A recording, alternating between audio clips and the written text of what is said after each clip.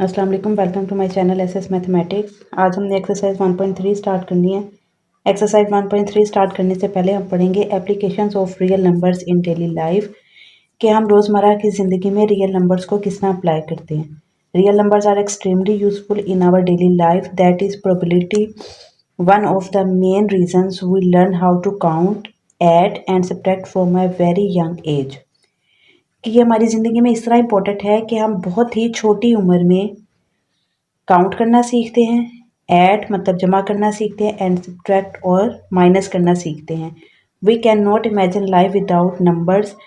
Numbers के बगैर जो है वो हम ज़िंदगी को का तसव्वुर ही नहीं कर सकते, क्योंकि हर जगह पे जो है वो क्या नंबर्स यूज़ होते हैं। और वो नंबर्स हमारे पास कौन से नंबर्स होते हैं? रियल नंबर्स होते हैं। आप कोई भी काम कर लें, वहाँ पे जो है वो नंबर्स लाजमी जो है वो शामिल होते हैं।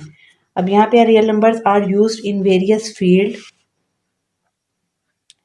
अब जो नंबर्स हैं वो मुख्तलिफ फील्ड्स में, मुख्तलिफ शोबों में जो है वो इस्तेमाल होते हैं। उनमें से चंद एक ये हैं, साइंस एंड इंजीनियरिंग। साइंस और इंजीनियरिंग में यूज़ होते हैं, जिसमें फ़िज़िक्स आ जाती है, मैकेनिकल सिस्टम आ जाता है, इलेक्ट्रिकल सर्किट्स आ जाती हैं।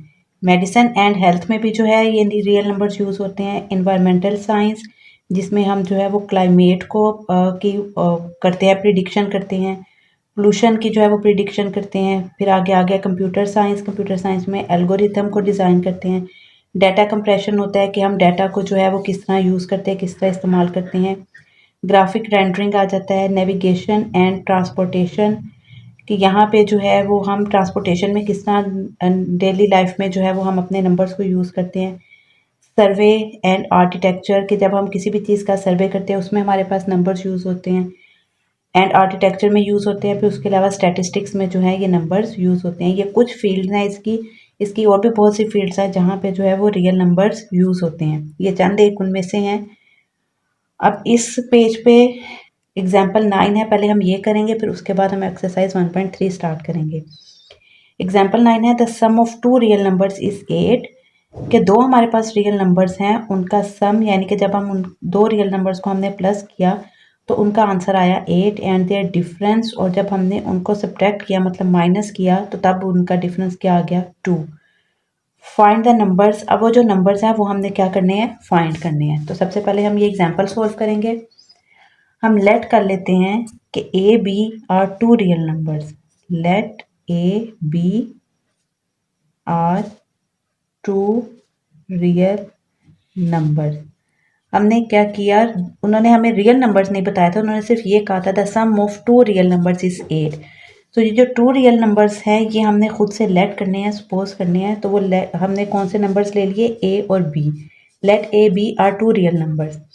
अब जब दो रियल नंबर्स को हमने क्या किया? सम किया उनका, मतलब कि उनको प्लस किया, ए प्लस बी।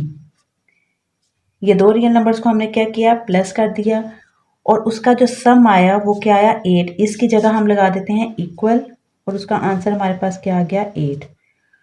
फिर एंड देयर डिफरेंस। डिफरेंस हम कहते हैं माइनस को, कि जब हमने अब इन दो नंबर्स को माइनस किया तो उसका आंसर हमारे पास क्या आ गया? 2। अब हमने जो है ए और बी की वैल्यू फाइंड करनी है। इसको हम इक्वेशन 1 कह देंगे, इसको हम इक्वेशन 2 कह देंगे। अब यहाँ पे ए बी के जो है वो साइन ऑपोजिट हैं, तो ऑपोजिट साइन जो है वो आपस में कटिंग हो जाते हैं। तो यहाँ पे हम लिखेंगे एडिंग इक्वेशन 1 एंड 2। हमने 1 और 2 इक्वेशन को ऐड करना है, यानी कि a plus B, A minus B is equal to 8 is equal to 2। यहाँ पे जो है वो इसके साइन चेंज है, तो यहाँ पे b जो है वो b के साथ क्या हो जाएगा? कैंसिल हो जाएगा। a प्लस ए क्या हो जाएगा? 2a इज इक्वल टू 8 में 2 प्लस किया तो 10 आ गया। 2 इधर मल्टीप्लाई हो रहा है, इक्वल के साइड पे आके क्या हो जाएगा? डिवाइड हो जाएगा। 2 1s are 2, 2 5s are 10। तो a की हमारे पास वैल्यू क्या आ गई? 5। ये a की वैल्यू आ गई। अब हमने किसकी वैल्यू फाइंड करनी है? b की। अब हम इसको पुट कर देंगे, पुट इन इक्वेशन 1। आप इक्वेशन 1 में कर दे, इक्वेशन 2 में कर दे, जहाँ पे भी आपका जो है वो जहाँ पे मर्जी ऐड करेंगे आंसर सेम आएगा। ए, अब ये हमने इक्वेशन 1 में पुट करना है, हम ए की जगह ए की वैल्यू लिखेंगे। हम ए नहीं लिखेंगे, ए की जगह ए की वैल्यू क्या आ जाएगी? 5 plus B as it is आ गया इज इक्वल टू 8। इक्वल के नीचे इक्वल आ गया, बी एज इट इज़ आ गया, यहाँ पे 8 एज इट इज़ आ गया, यहाँ पे +5 है, इक्वल के इधर आके क्या हो जाएगा -5। जिसकी हमने वैल्यू फाइंड करनी होती है ना, वो हम क्या करते हैं, इक्वल के एक साइड पे लिख देते हैं, वो हमने लिख देना लेफ्ट हैंड साइड पे, और जो डिजिट्स हैं, जो नंबर्स हैं, वो हम लिख देंगे राइट हैंड साइड पे।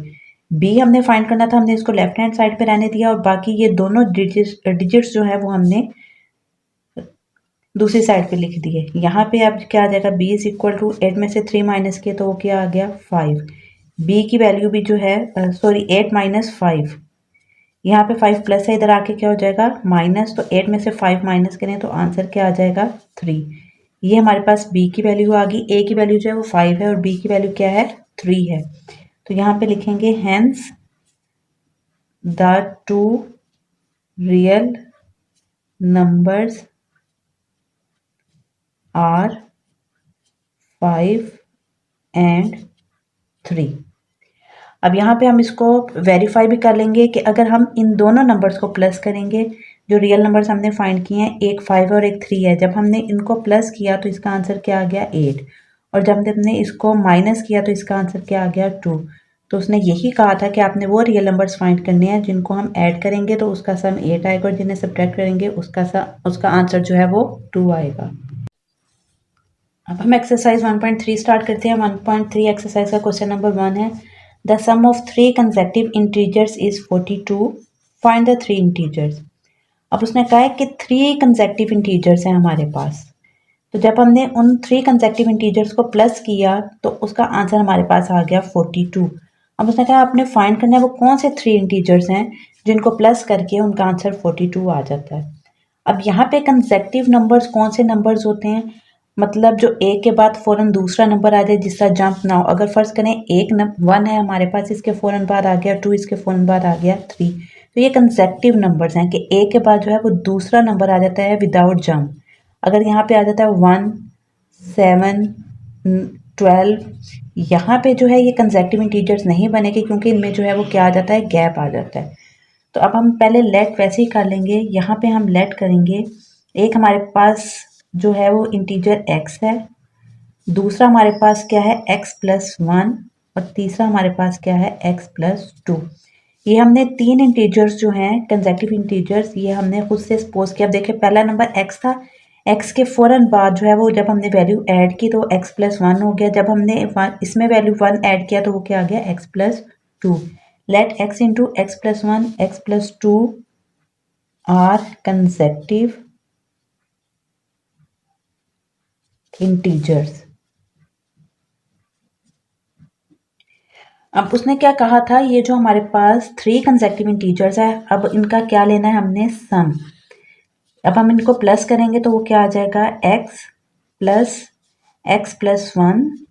यहाँ पे जो तीसरा इंटीजर है उसको भी हमने क्या करना है, इसमें प्लस कर देना है।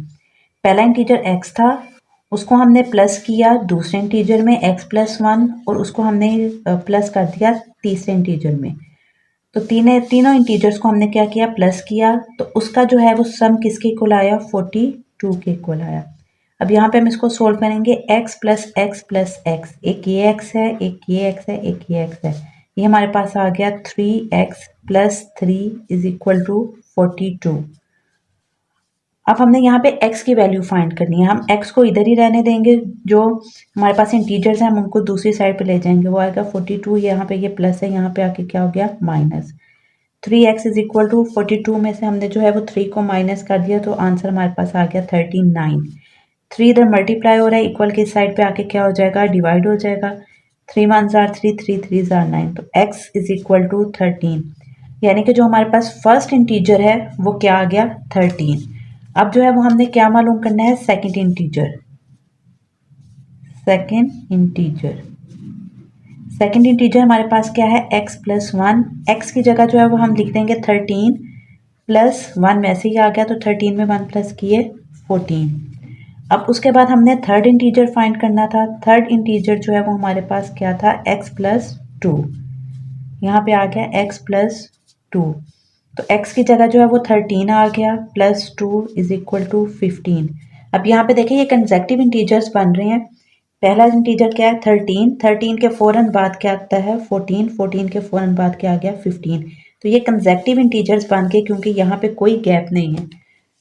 अब अगर हम इनको प्लस करते हैं 13, 14 और 15 को, 3 में 4 प्लस किए 7, 7 में 5 प्लस किया 12, 2 1 कैरी, तो यहाँ पे आ गया 4 कि हम इन तीन इंटीजर्स को प्लस करेंगे तो उनका सम क्या आ जाएगा 42। तो यहाँ पे हम लिखेंगे हेंस, आगे उसने क्या कहा था, फाइंड द थ्री इंटीजर्स, हमने क्या करना है, थ्री इंटीजर्स फाइंड करने हैं। Hence the three integers are 13, 14 and 15। अगर आपको मेरी वीडियो पसंद आई है तो इसे लाइक करें, सब्सक्राइब करें और कमेंट करें।